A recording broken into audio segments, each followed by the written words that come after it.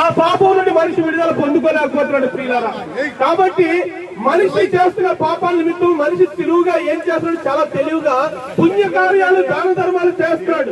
అంటే మనిషి పుణ్యకార్యాలు దాన ధర్మాలు అంటే మనిషికి ఒక 100 మందికి ఆహార దానం చేస్తాడు, 100 మందికి వస్త్రదానం చేస్తాడు, కన్యాదానం చేస్తాడు. ఇలా దాన ధర్మాలు చేస్తూ మనిషి నీతిని సంపాదించుకుంటూ స్వర్గానికి వెళ్ళిపోదామని ఆశపడుతున్నాడు ప్రియులారా.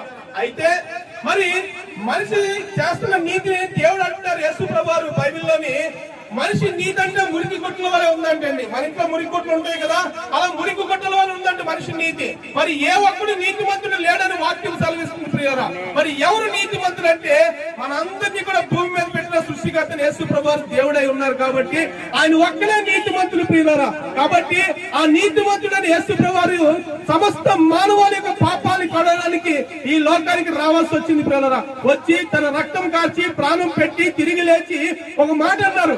ఏమన్నారంటే, నేనే మార్గం, నేనే సత్యం, నేనే జీవం, నాతో